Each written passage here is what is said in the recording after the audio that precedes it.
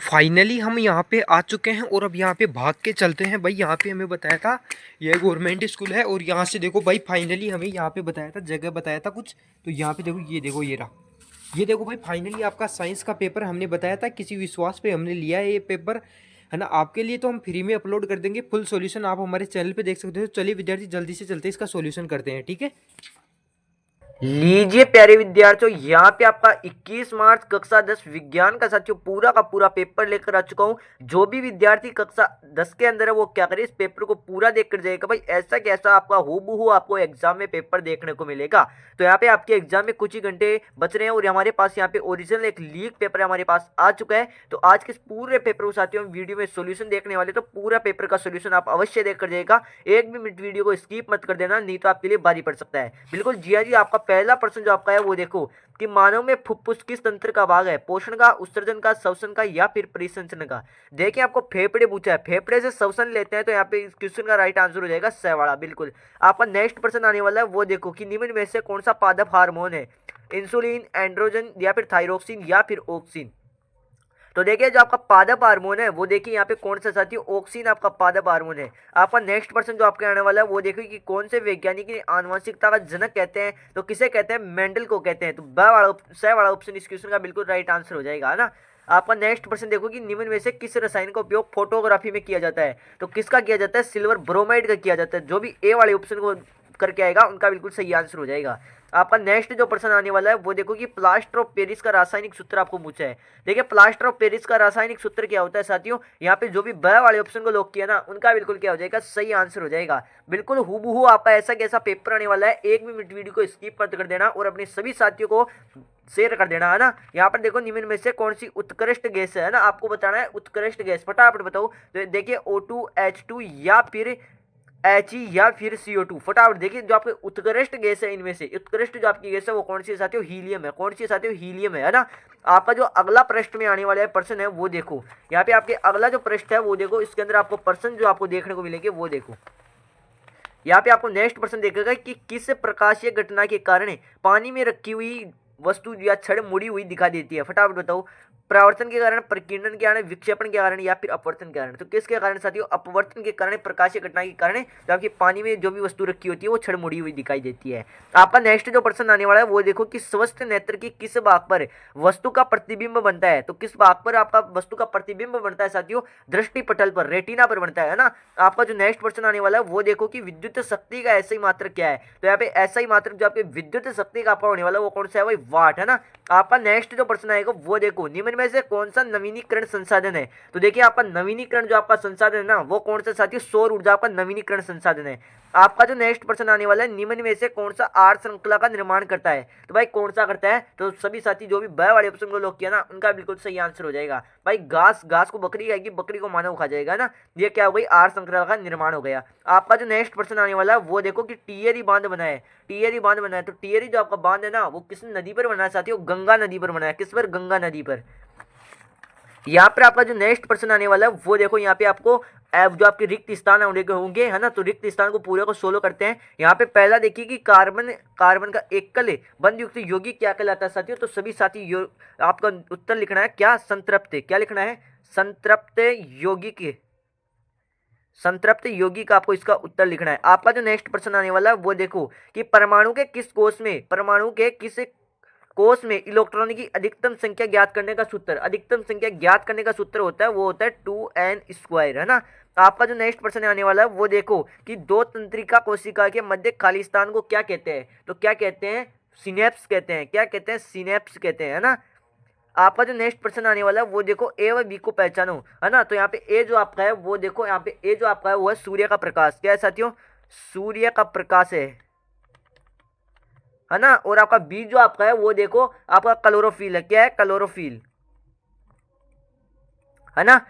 आपका नेक्स्ट जो प्रश्न आने वाला है वो देखो उपरोक्त चित्र प्रतीक चिन्ह खालिस्तान अवयव के लिए प्रतीक हुआ है। तो किसके लिए हुआ है, विद्युत सेल के लिए हुआ है। किसके लिए, विद्युत सेल के लिए हुआ है ना। इसके अंदर इस खालिस्तान के आपको विद्युत सेल लिख कर आना है। आपका जो नेक्स्ट प्रश्न आने वाला है वो देखो कि जो आपके विद्युत जनित्र होता है ना, वो यांत्रिक ऊर्जा को किस में बदलता है, विद्युत ऊर्जा के अंदर बदलता है। किसमें, विद्युत ऊर्जा के अंदर बदलता है ना। आपका जो नेक्स्ट प्रश्न आने वाला है वो देखो, अवक्षेपण अभिक्रिया से आपको क्या समझते हैं, अवक्षेपण अभिक्रिया की यहाँ पे आपको परिभाषा लिखनी है ना। आपका जो नेक्स्ट प्रश्न आने वाला है वो देखो,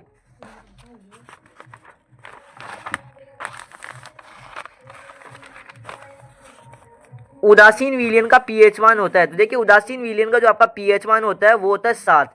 किन्हीं दो मिश्र धातुओं के उदाहरण लिखिए। जैसे आप लिख सकते हैं पीतल का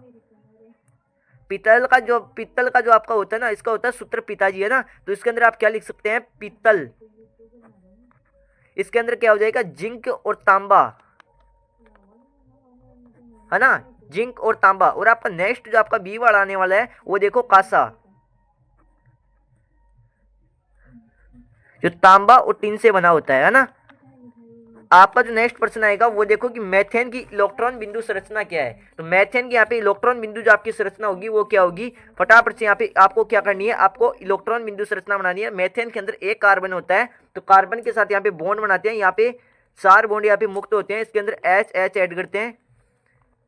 अब एच का भी एक होता है ना, अब यहाँ पर देखिए इसके 2 हो गया, इसका 2 हो गया, इसका 2 हो गया और इसका भी 2 हो गया ना। और इस पूरे घेरे को एक बार बंद कर देंगे तो ये क्या बन गई, मेथेन की आपकी इलेक्ट्रॉन बिंदु संरचना बन गई। यहाँ पे मेंडलीव की आवर्त सारणी की कोई एक कमी बतानी थी। यहाँ पे शरीर का संतुलन जो मस्तिष्क होता है वो उसका नाम बताना था, है ना। तो कौन सा है साथियों, अनुमस्तिष्क। कौन सा है साथियों, अनुमस्तिष्क। आपका जो नेक्स्ट प्रश्न आने वाला है वो देखो कि नर में पाए जाने वाला लैंगिक हार्मोन का नाम लिखिए। तो वह हार्मोन कौन सा है साथियों, टेस्टोस्टेरोन, है ना। आपका जो नेक्स्ट प्रश्न आने वाला है वो देखो कि विद्युत परिपथ में वोल्ट मीटर का क्या कार्य है। तो वोल्ट मीटर का जो कार्य होता है ना वो होता है भाई 2 बिंदुओं के मध्य क्या मापना, भाई विभवांतर मापना। क्या होता है, विभवांतर का मापना जो आपका वोल्ट मीटर का कार्य होता है। आपका जो नेक्स्ट प्रश्न आएगा वो देखो कि क्षण चुंबक के चारों ओर चुंबकीय क्षेत्र रेखाओं का चित्र बनाना है। इसके अंदर आप इस प्रकार बना सकते हैं, एक क्षण चुंबक ले लिया, इसके अंदर इधर एस और इधर एन, है ना। और इधर से इधर आपकी जो आपकी रेखा ही निकलती है ना, इनको एक दूसरे से काटना नहीं है ना। बिल्कुल इस प्रकार आपको चित्र बनाना था। आपका जो नेक्स्ट प्रश्न आएगा वो देखो, जीवाश्म ईंधन के 2 उदाहरण लिखने हैं। आपका ओजोन परत का एक लाभ लिखना है। फ्लेमिंग के वाम हस्त के अंदर जो आपका है ना, अंगूठा किसका प्रतीक है साथियों, विद्युत धारा का है। किसका है, चालक पर लगने वाले बल की दिशा का है। किसका है, चालक पर लगने वाली बल की दिशा का है ना, बल की दिशा का। आपका नेक्स्ट प्रश्न आने वाला है वो देखो कि लोहे की जंग से बचने के लिए जो 2 उपाय है वो बताए हैं। तो पहला जो आपका उपाय है वो है यसद लेपन, और दूसरा आपका जो है वो है जो आपका विद्युत लेपन भी आप कर सकते हैं ना। यहाँ पे देखिए कार्बन के 2 अपरूपों के नाम लिखना है। तो आपके 2 अपरूप होते हैं, वो होता है, एक तो होता है ग्रेफाइट और दूसरा आप लिख सकते हैं हीरा, है ना। आपका नेक्स्ट जो प्रश्न आने वाला है वो मिसेल की संरचना आने वाला है। इसके अंदर यहाँ पे एक आपका मेल तेली होता है, ये लगाना है ना। और इस प्रकार आप एक मिसेल की संरचना बना सकते हैं ना। ये आपकी मिसेल की संरचना हो गई। आपका जो नेक्स्ट प्रश्न आने वाला है वो देखो कि आवर्त सारणी में बाएं से दाएं जाने की परमाणु त्रिज्या को क्यों करती है। आपका जो नेक्स्ट है वो देखो, अमाशय में पाए जाने वाले अम्ल का नाम व कार्य बताइए। तो अम्ल जो कौन सा पाया जाता है साथियों, HCl पाया जाता है। कौन सा अम्ल पाया जाता है, HCl पाया जाता है ना। और उसका कार्य भाई भोजन को जीवाणु से मुक्त करता है ना। प्लेसेंटा किसे कहते हैं, इसका कार्य बताना है। पुष्प की अनुदैर्ध्य काट का चित्र बनाना है। लेंस की क्षमता का जो सूत्र होता है वो होता है P = 1/f, है ना। और उसका मात्रक जो होता है वो होता है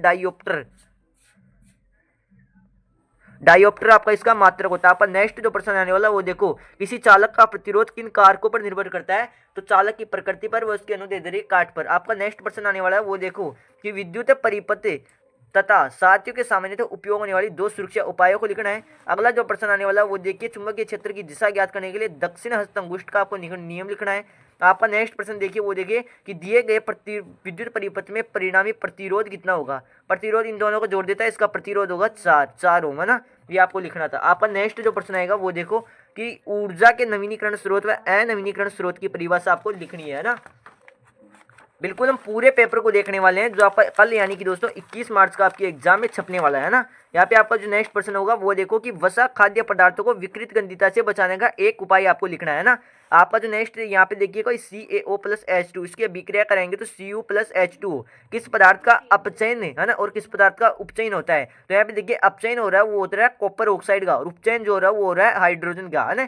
यहाँ पे आपका नेक्स्ट जो प्रश्न आने वाला है वो देखो कि मानव में अग्नाशय ग्रंथि से निकलने वाले हार्मोन, अग्नाशय ग्रंथि से निकलने वाले हार्मोन इंसुलिन और है ना ग्लूकागोन, है ना, ये आपके दो हार्मोन है ना, जो शर्करा की मात्रा को कम व अधिक करते हैं। इसके अंदर कमी के कारण होने से कौन सा रोग होता है, तो कौन सा होता है साथियों, इंसुलिन के मधुमेह रोग होता है। आपका नेक्स्ट प्रश्न देखो कि लिंग निर्धारण समझाओ और इसका आरेख चित्र बनाओ। लिंग निर्धारण को समझा देना है और इसका आरेख चित्र बनाना है ना।